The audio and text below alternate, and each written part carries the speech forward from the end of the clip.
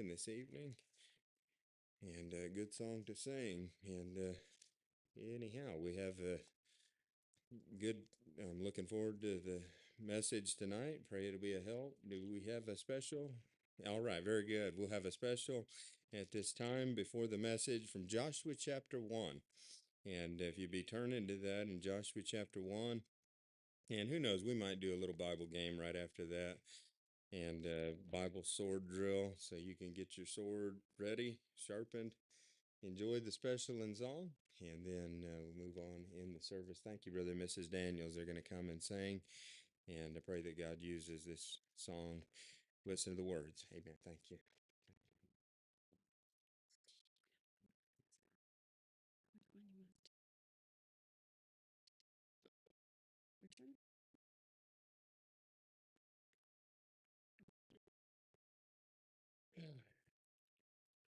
When I found out, the preacher said Brother Veazey died. He was a good friend. 24 years. Praise God, though. He knew where he was going. When people look around at all the older ones, they're not going to be here much longer, really. Time goes by quick.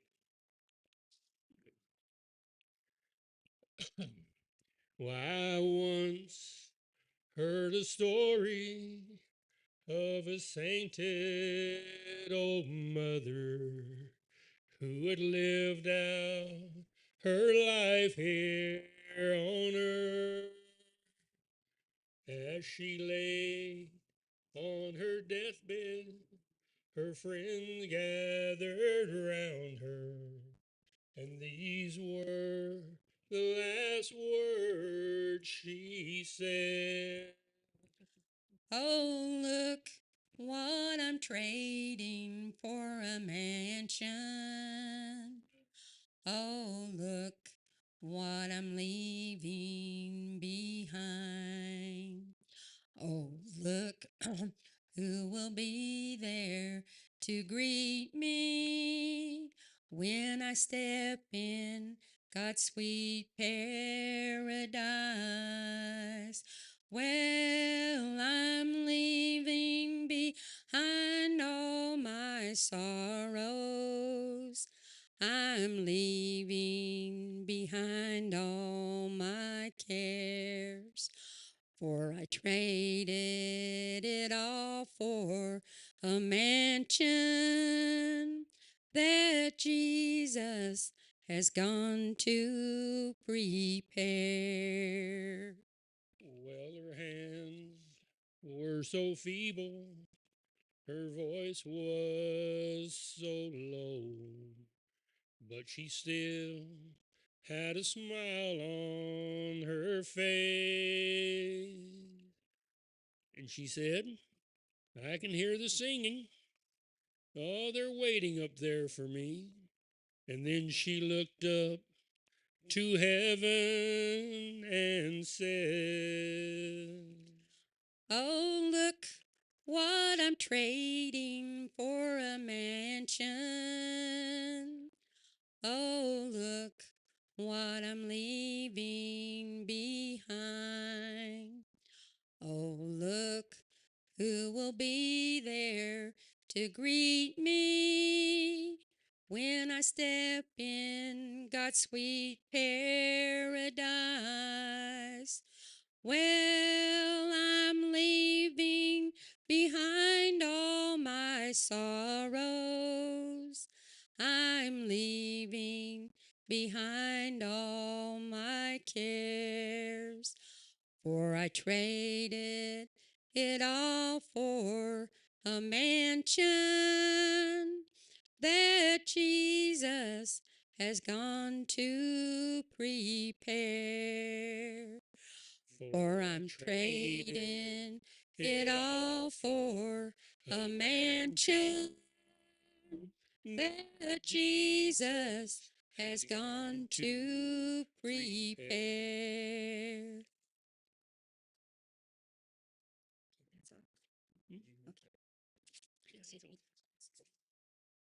Amen. Thank you, Brother and Mrs. Daniels.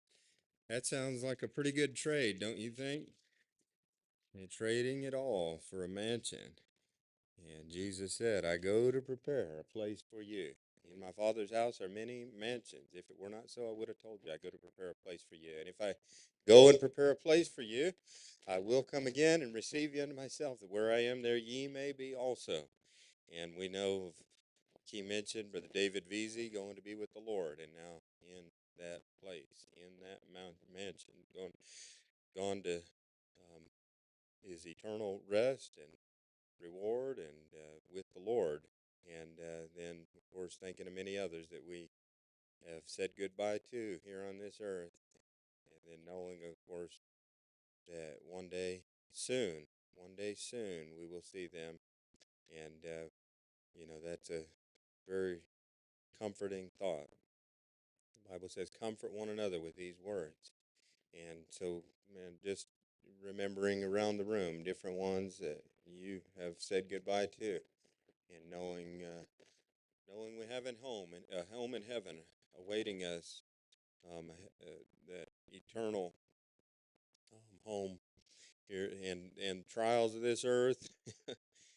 We'll be glad to trade them all, and leave it behind. Amen. Joshua chapter 1 and verse number 10. We'll begin tonight in Joshua chapter 1 and verse number 10. We have been several weeks out of this. I had begun Joshua chapter 1 on, and had, well, wouldn't be the right word. I had threatened to begin a series of messages. No, I'm not, I'm telling you that we're going to begin a series of messages, but I had not gotten back to it after we had begun. And so um, Joshua chapter 1, and where we're going to continue tonight in Joshua chapter 1, verse number 10. We've had different ones preach, and different things that have gone on since then.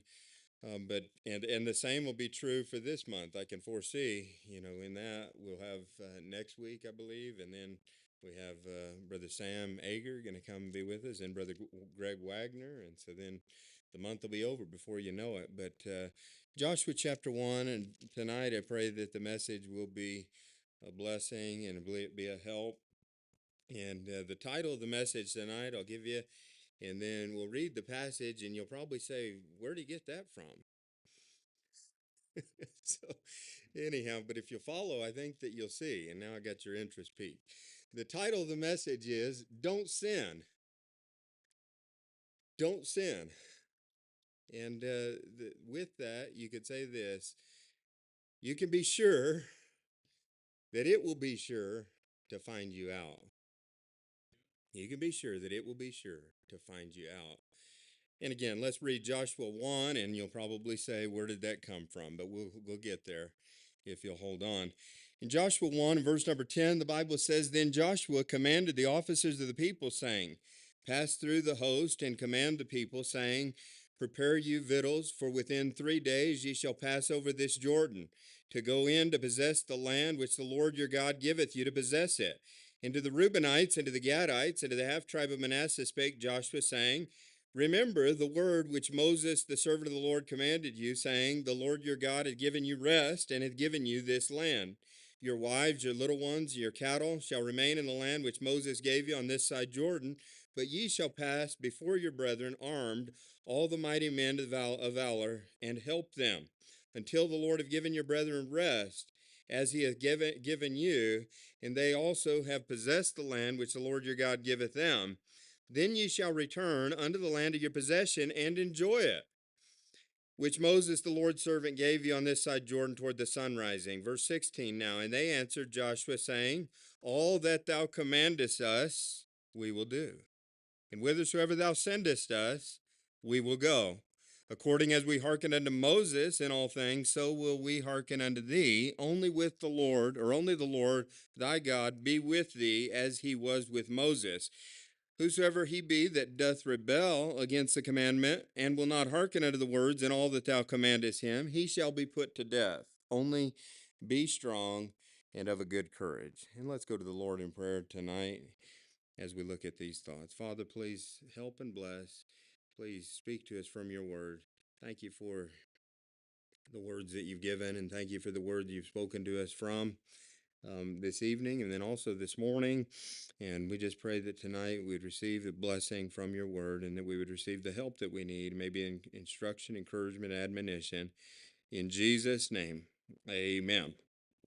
And we looked at Joshua chapter 1, and really, in order to pick up where we are, you had to remember what had happened before that with the death of Moses. And we see that he had passed away or passed on, and Joshua had come um, in his footsteps. And before that had happened, Joshua had been following him already and serving him. And Moses had commanded Joshua many things. He had told him that he was to be the one to lead God's people, and had prepared him. And I think he had really he had done good. I think he had done very well in preparing Joshua to pick up the mantle. And so Joshua, in chapter 1 of this chapter, of course, we knew that Moses knew God face to face. Well, Joshua now is hearing from the Lord directly, not just through Moses, but he's hearing from God directly. In verse number 1, it says, "After the death of Moses, the servant of the Lord, it came to pass that the Lord spake unto Joshua, the son of Nun." And I'm glad that Joshua heard from God. And he didn't have to, even if it would have just been that he's carrying out the command of Moses, that would have been good enough because God had given the command to Moses. But now God had spoken directly to Joshua. He had reminded Joshua that Moses was dead. Of course, Joshua knew that, but he told Joshua that he would need to be strong and of a good courage. And we looked at that, and that message the last time was relating to that of being strong and of a good courage. Being strong and very courageous. Why? That they would be able to observe to do according to all the law which Moses, he said, my servant commanded thee. Whatever God had told him is now what God expected them to do. But they would need to be strong and of a good courage in order to do that. And so I'm just reminding you of that as we looked at the difficult things and those things that Joshua would be facing. I remind you that it wasn't easy, as he would be forced to divide the land, and there would be inevitably some that wouldn't be happy with the division of the land, but Joshua would have to stick to it and stick with it and say, this is the way that it's going to be. Be strong and of a good courage to do it. And that's where verse number 8 said what? This book of the law shall not depart out of thy mouth, but thou shalt meditate therein day and night, that thou mayest observe to do according to all that is written therein. For then thou shalt make thy way prosperous, and then thou shalt have good success. Verse number 9, he said, have not I commanded thee? Be strong and of a good courage. Be not afraid, neither be thou dismayed. For the Lord thy God is with thee whithersoever thou goest. And so in looking at that and thinking of how, this dismay comes, we had focused on that. And, I think that it's best seen in that which is not seen coming into our lives. That's what really throws us off and messes us up. And looking at this, and I know this isn't is a correct use of this word, but it kind of reminds me of the origin of this thought, and that is dismay. It comes when we realize this may come. And I know that's not good grammar. This may come. And when you see the possibility of something coming, it helps to prepare you or to cushion it when it does. And if you're not prepared to face it, and then, the storms are going to come, and when they come, if you're not expecting it to come, it'll easily blow you out of the water, to blow you off. This dismay comes into the lives of so many, and they're not strong enough of a good courage to be able to face that and then to come back from that. And so God is preparing Joshua. Be strong and of a good courage. Be not afraid, neither be thou dismayed. For the Lord thy God is with thee whithersoever thou goest. Then Joshua commanded the officers of the people. Joshua commanded the officers of the people, saying, pass through the host and command the people, saying, prepare you victuals, for within 3 days ye shall pass over this Jordan to go in to possess the land which the Lord your God giveth you. And to the Reubenites, the Gadites, the half tribe of Manasseh spake Joshua, saying. So here's two groups of people that he's addressing here. And in each of these things, it shows something very remarkable, commendable, noteworthy about Joshua. Number one, Joshua shows that he's not going to delay action. He's not going to delay taking action, delaying action. It could be where he would say, then we'll get after it later. No, right after God had spoken, then Joshua commanded the officers. And then we see the officers commanding the people, the officers of the people, and he is telling them to do so. He said, pass through the host and command the people. And the commands that he had given them were to be carried out without delay. Without delay. I wonder how many things we are or we have delayed doing. Joshua shows that he's not going to delay actions. He commanded them. And this shows the authority in which he spoke, with which he spoke, as he commanded the officers. The officers were the ones that were in charge or leading the people. But Joshua was leading them. This shows the realm of authority that Joshua was leading them to lead within the realm of recognized authority. This is delegating to others responsibility that they will be very capable of carrying out. He commanded them, and that shows the authority in which he had.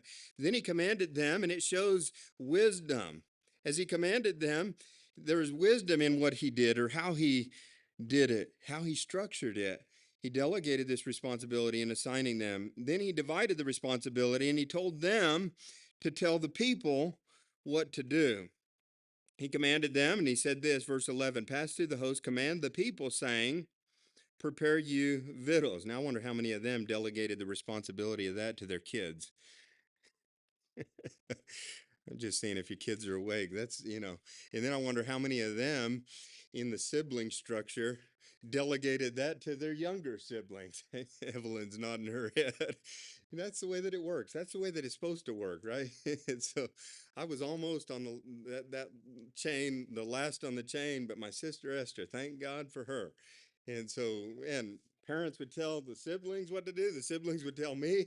And then that's how it works. But Joshua's telling the people, Joshua's telling the officers, rather, to tell the people of what they needed to do. What were they to do? They were to prepare victuals, or as I've said before, but victuals is how it's spelled, but I believe it is pronounced victuals. And this is food. These are the supplies that they would need in this battle, in this journey. And so as they're preparing it, they would need to think ahead. They would need to what? Think ahead. Don't just get there and then, whoa, what are we going to do now? So there's wisdom. There's authority, and then there's wisdom in what he's saying. As he's saying, prepare you victuals for this. If they didn't have them, it would be on them. It would be that would be their fault. He says this, and he gave them a timeline. He said, within 3 days, ye shall pass over this Jordan. It's a countdown. So as it's beginning, now they know day 1, day 2, now we're getting ready to go. I wonder how many people procrastinate until day 3 to begin to prepare, packing for camp, packing for youth, packing for a ladies' retreat. Ladies, get ready. And there'll be some ladies that are probably already packed. And then there'll be others. There'll be others that'll wait until Friday morning. And, but, Evelyn, no, not you. I'm going to pick on Evelyn. I'm going to give her a lot of grief tonight. But don't delay. Don't procrastinate in doing this. Get them ready to go is what he's saying. Get them ready to go. And I wonder if we're ready. We looked at that in a theme that we need to be ready. And I think that there's a need for reminding of that we need to be ready unto every good work. So Joshua shows that he's not going to delay action. And then the second thing tonight, and this is where the focus is And that is that Joshua shows that he's not going to avoid difficulty. He's not going to delay action, and then he's not going to avoid difficulty. I was telling the school kids recently, this past week, some of them anyhow, I was telling them, do the difficult things first. That's good advice. Do the difficult things first. So many people put it off, and then it's harder to do it later. But when you do it when you're fresh, I think that you could approach it with more vigor. And I believe that then, when we see the difficult things being done, then it makes the less difficult things easier. We see that it just snowballs. We find then that there's going to be some difficult things, though, that Joshua would have to deal with in the beginning for him to be able to lead effectively later. Joshua shows that he's not going to avoid difficulty. He knew the great level of difficulty that this one particular situation presented. It presented it to Moses, and now it's presenting it again to him. What was this? This is with the Reubenites, the Gadites, and the half tribe of Manasseh. These tribes that had desired their inheritance on the east side of the Jordan River. And so Joshua knew what had happened. And if you go back to Numbers chapter 32, and really to understand Joshua 1, you've got to see Numbers 32. Again, Joshua is witness to all of this. Joshua is now dealing with all of this in the chapter we read. The Reubenites, the Gadites, and the half tribe of Manasseh, thankfully, were not troublemakers like they had thought was going to be. And it could have developed into that. By the way, I might say that. It could have developed into this being a very, very troublesome thing. But yet, Moses' wisdom caused him to preempt this, caused him to see that there's a potential for that, and then caused him to head it off at the pass so that it didn't develop into something bigger. So in Numbers 32, if you'll go to that and you'll see that Joshua is now dealing with this difficulty instead of avoiding it. In Numbers 32, the children of Reuben and the children of Gad had a very great multitude of cattle. And when they saw the land of Jazer and the land of Gilead, they behold, the place was a place for cattle. The children of Gad and the children of Reuben came and spake unto Moses, and to Eleazar the priest, and unto the princes of the congregation, saying, Adaroth and Dibon and Jazer and Nimrah and Heshbon and Elealeh and Shebam and Nebo and Beon, even the country which the Lord smote before the congregation of Israel, is a land for cattle, and thy servants have cattle. Wherefore, said they, if we have found grace in thy sight, let this land be given unto thy servants for possession, and bring us not over Jordan. And Moses said unto the children of Gad and to the children of Reuben, shall your brethren go to war, and shall ye sit here? And wherefore discourage ye the heart of the children of Israel from going over into the land which the Lord had given them? Thus did your fathers when I sent them from Kadesh Barnea to see the land.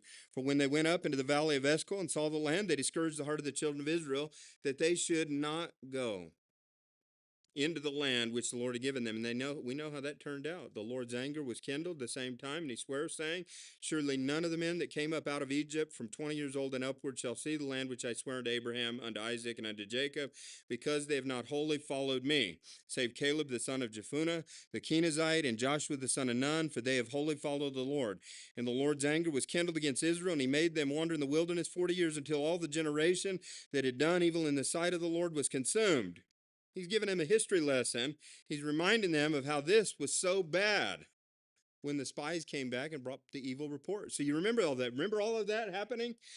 Well, now, when the children of Reuben, Gad, and Manasseh said, no, we're content to dwell on this side of the Jordan, the east side. Here we are. We're on this side of the Jordan, and this looks great. We're content to dwell here. They can go, and that's fine, and it'll be even more land for them. If we don't go, then divide the land among them, but we will remain here. Well, Moses said, shall they go to war and you stay here? You sit here? And so Moses said, Behold, ye are risen up in your father's stead and increase the sinful men to augment yet the fear saying of the Lord toward Israel. For if ye turn away from after him, he will yet again leave them in the wilderness, and ye shall destroy all this people. And they came near unto him, the children of Reuben, Gad, and Manasseh, came near unto him and said, We will build sheepfolds here for our cattle and cities for our little ones, but we ourselves will go ready armed before the children of Israel until we have brought them unto their place, and our little ones shall dwell in the fenced cities because of the inhabitants of the land. We will not return unto our houses until the children of Israel have inherited every man his inheritance. I think probably most of you are familiar with this, but let's continue reading. It says, verse 19, For we will not inherit them on yonder side Jordan, or forward, because our inheritance has fallen to us on this side Jordan, eastward. And Moses said unto them, If ye will do this thing, if ye will go armed before the Lord to war, and will go all of you armed over Jordan before the Lord until he have driven out his enemies from before him. Here Moses is saying, okay, that's a good deal. That's an agreement we can agree upon. If you will not leave them to go over by themselves, but you'll leave your children, your cattle, and everything here on this side, but go with them. Fight for them until they inherit the land. Moses said that'll work. He says, verse number 23, This land shall be your possession before the Lord. Verse 23, But if ye will not do so, behold, ye have sinned against the Lord. And be sure your sin will find you out. I can still hear my mom saying those words. I've said that before, but it still rings in my ear. Be sure your sin will find you out. So the thought in the message tonight is don't sin. Don't sin. You can be sure that your sin, it will be sure to find you out if you do. And if you don't do what you've said you will do, if you sin knowingly, knowing what is right, and you don't do what is right, be sure your sin will find you out. To mention this situation to Joshua now in Joshua chapter 1. We'll come back to Numbers 32 in a minute, in just a moment, but in Joshua chapter 1, I can just imagine that maybe in Joshua's meeting with the officers, as he is commanding them of what to command the people, maybe Joshua did it himself, reminded himself, but maybe they brought it up. They might have said, what about the Reubenites, the Gadites, and the half-tribe of Manasseh? And it could be that this was the elephant in the room that Joshua would then have to deal with. He showed he was not going to delay action, right? Good. But now he had to show that he was not going to avoid difficulty. He was not going to avoid difficulty. And there's difficulty in leadership that Joshua was willing to accept. And he continued to do this. So to mention this to him, if they mentioned it to him, let's just pretend that they did, it was to remind him of a very unpleasant situation. You ever had somebody say something and then it brings back unpleasant memories? Just the word or thought, and it brings back, and all of that's replayed. Well, now that's probably what's happening in Joshua's case. That it's just he's remembering Numbers 32 and the tension that was there at that time when Moses is saying, "Oh no, you didn't. No, you don't. We're not about to repeat history again." And so Joshua is now reminded of this unpleasant situation. But now for him to mention this to them, I said for them to mention it to him, for the officers to mention it to him, reminds him of an unpleasant situation. For him to mention it to them, the Reubenites, Gadites, and half-tribe of Manasseh, it shows that he was willing to face this head on. Head on. Tim was telling us this the other night that he was on his way back from his second job, coming back from Plainview late at night and on I-27, heading northbound. And it wasn't but an hour later after that, there was on I-27, there was somebody that was drunk apparently that was going the wrong way. Which way were they going? Northbound on the southbound? Or what? They were going southbound in the northbound lane. And that was an hour after he had come through there. Well, now there's some crazy that was driving wrong way on that one way northbound lane. And thankfully, no, I don't believe that anybody was hurt, and they were able to get him stopped. But for them to be able to stop him, I'm sure there had to be some maneuvers that were taken to show him you're going the wrong way. You're going the wrong way. I won't mention any names tonight because I don't want to owe anybody ice cream. But no. She was wondering how I was going to fit it in. Oh man, my sister Esther. I've already mentioned her name, so I owe her ice cream anyhow. I might as well mention her again. The other night, she was coming back from Wichita Falls in that area, and she stopped in Quanah. They stopped to sleep. She was getting really tired. She stopped to sleep. She woke up from her nap, revived and energized and ready to go back, get in. They were going to get back late anyhow, but she at least felt a lot better. She left the gas station where they were parked for her to take her nap, and she turned the wrong way on 287 and did not realize she was going the wrong way on 287. Thankfully, it's not the wrong way on a one-way, but she was still going the wrong way on 287, not towards Pampa. She didn't realize that she was going the wrong way until she started seeing signs for Wichita Falls. So anyhow, I told her I was going to use that in an illustration. So I had to figure out a way to work it in, but thankfully the Lord allowed me to. But you know, it's worth owing her some ice cream to be able to tell that story. So then when she finally realized it, thankfully she didn't just, well, we're going to go on anyhow. No, she turned around, right? When you're going the wrong way, turn around. And here, confronting things though, head on, you confront things that may require the confrontation that would tell someone you're going the wrong way. And then they say, no, you're going the wrong way. No, you're going the wrong way. And this back and forth might continue until somebody finally gives in and realizes I'm the one going the wrong way. I need to turn around. I need to head back. So now Joshua is dealing with the Reubenites, the Gadites, half tribe of Manasseh, and he is wanting them to make sure that they don't go the wrong way in this matter of what they had already agreed upon to do. And so he's facing it head on. He's facing it face to face. Joshua, what are you going to do about it? I'm sure the officers are looking at him in that way. Joshua, what are you going to do about it? And he knew what Moses had told them. They knew what Moses had told them. But now he is reminding them. He said in verse number 13, remember the word which Moses, the servant of the Lord, commanded you, saying, the Lord your God hath given you rest, and hath given you this land. Your wives, your little ones, your cattle shall remain in the land which Moses gave you on this side Jordan, but ye shall pass before your brethren armed, all the mighty men of valor, and help them until you stick with them, until the Lord have given your brethren rest, as he hath given you, and they also have possessed the land which the Lord your God giveth them. Then ye shall return unto the land of your possession and enjoy it. I love the sound of that.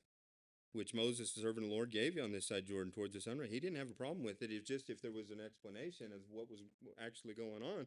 He says, fine, as long as you're willing to go, and as long as you're willing to help them, then you can go back and enjoy that and be in perfect peace.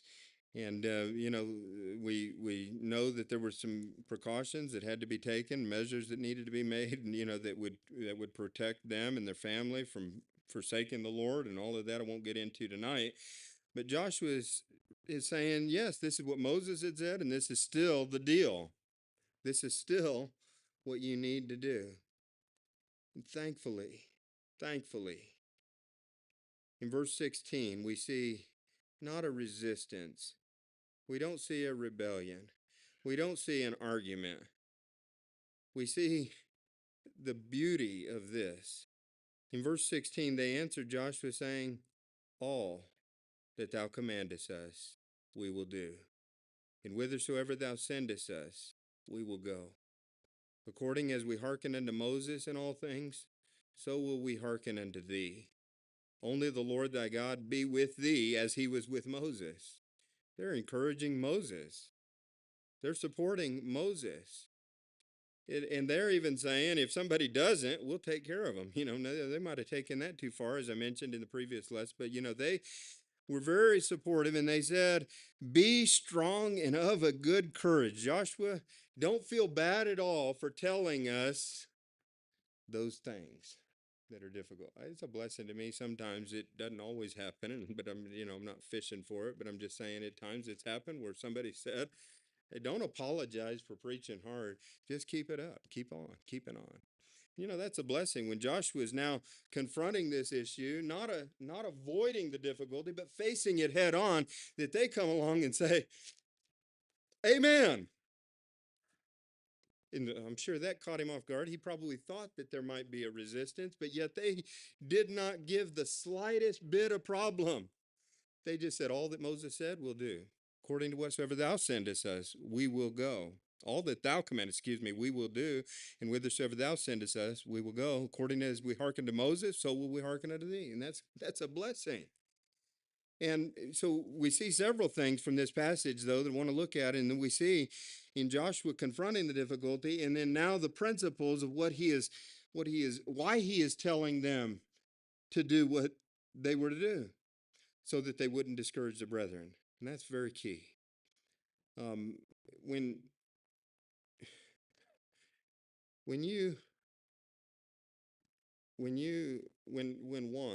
anyone disobeys the Lord, there is the potential for that to cause others to also disobey the Lord. And he said, don't discourage your brethren. I speak, as a younger sibling, but I speak this because I know what it was like to follow older siblings. There's a great responsibility on older siblings.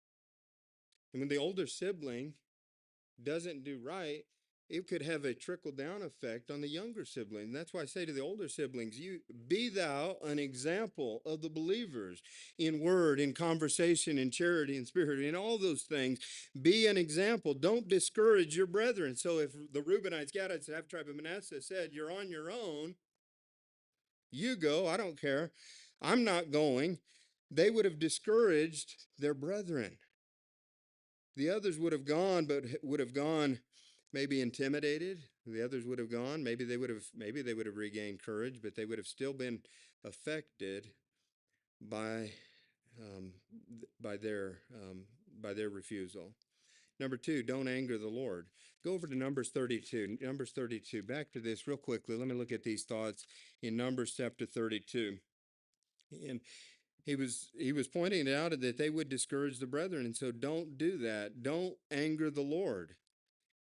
What they would do in not going would be sin. And to sin against the Lord angers the Lord. The Lord's anger was kindled when the spies came back with the evil report. The Lord's anger was kindled the same time.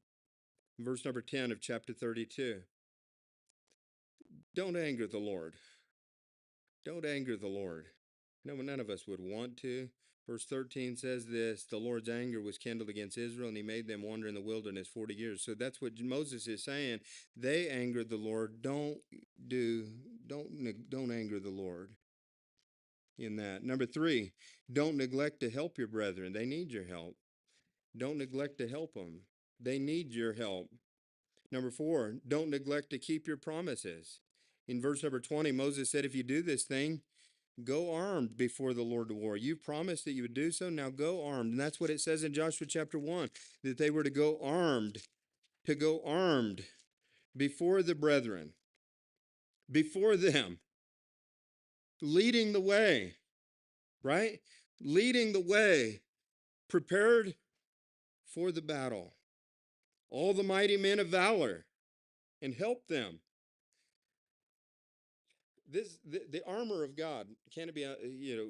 We look at that and think there's an offensive element of it and a defensive element. Certainly, the defensive is the protecting from the attack, but the offensive element of this is the sword. The sword that we're to take this arm and go into the battle before your brethren. Don't forget that you're in a battle, the spiritual battle. And then this thought comes up, and this is where the message is tonight. The title is based, and that is for them to not go, for them to refuse to go after they had said they would, was sin. To fail to do this is sin. And I don't know how else to put it in other simple terms to use, but we looked this morning at the do's and don'ts in soul winning and outreach and what we should do, shouldn't do, and finding humor in that. In the practical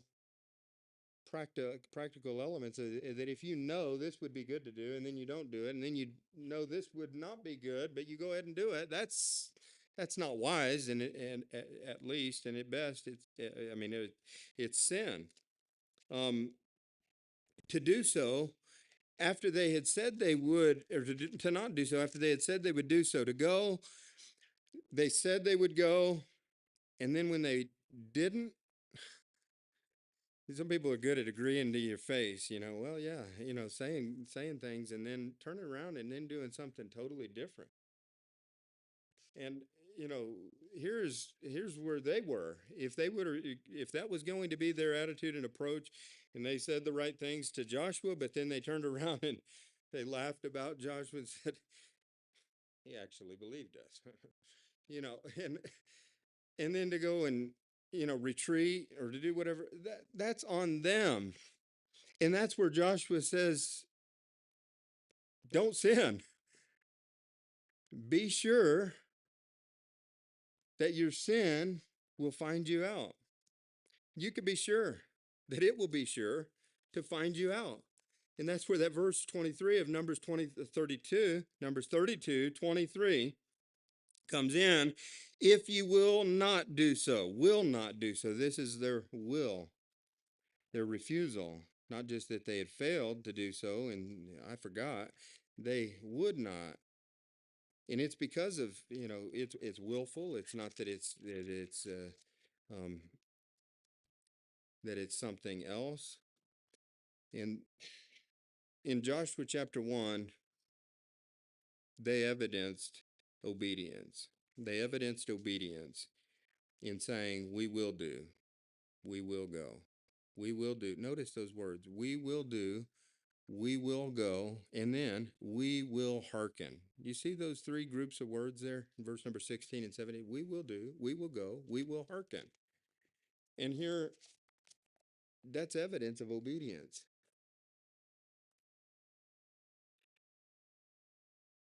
But if they wouldn't have, that would have been sin. And I think that's where we're at on many, many things, where we know what to do, we know what we shouldn't do. And so I say tonight, don't sin. That might seem too simple. Don't sin. Don't sin. And you just think of it like that. Maybe in just the simplicity that might help you. I don't know. When you go home or whatever, and then you're tempted, or you do something, and you should. Well, think before you do it. But think of these simple words: don't sin. Now, I'm not talking about that we're going to be able to live sinless perfection. No. But we certainly shouldn't just yield to sin. We certainly shouldn't just willfully sin. And we've been given the knowledge of the truth. We've been given we've been made aware. And certainly we shouldn't want to anger God. We shouldn't want to sin, and we shouldn't want to just, um, take this rebellious attitude or resistant to the desire or wishes. But when you think of this, they did. I mean, they're such a blessing. They're such a blessing as we read in this passage. They were to go, then they were to return. Sometimes we want enjoyment prior to obedience. Um, in Joshua chapter 1, he said, verse 15, and I'll close with this, until the Lord had given your brethren rest as he had given you, and they also possessed the land which the Lord your God giveth them. Then ye shall return unto the land of your possession and enjoy it. There was enjoyment awaiting, but it comes after. There's enjoyment during, yes, no doubt in that, but there's still something awaiting. And a lot of people want to take the shortcut to get to that, and then they miss that plan, that they had agreed upon or that they could have seen. Returning after the war, they were to return, and no doubt there was a feeling of accomplishment in returning from the war and then being reunited with their family and enjoying life with them. Enjoying life with them. And that's what we need to do. We need to see, and we need to envision even a life that's not just misery. No, God didn't design the home to be a miserable place. God didn't design church even to be a miserable place. No, we should be able to enjoy life, enjoying work, enjoying where we are. And you could enjoy it. And I believe that there is the possibility. We can see this becoming a reality. But it starts with just simple obedience. Do what you said you're going to do. Don't do what you know you shouldn't do. And I come back to that because the negative is presented in Numbers chapter 32. But if not, be sure your sin will find you out. And I say, Joshua didn't, and it's good, and good leadership even that he exhibits. Joshua didn't say, if you don't, I'm going to find you out. No, he didn't threaten them. I'm going to find you out. I'm going to hunt you down. No, it was said already, and I think they remembered, your sin will find you out. And so we don't want to be hunted by that, in that, in the days to come. Let me stop with that. Let's go to the Lord in prayer. Father, please use the message and help us tonight. And help us just to take this attitude or approach towards what we know we need to do. Just do it. And help us to take this attitude and approach towards what we know we shouldn't do. And just not do it. Just realize that that's what's needed. And Lord, I pray that now you'd help each one tonight from this. Thank you for your word. In Jesus' name, amen.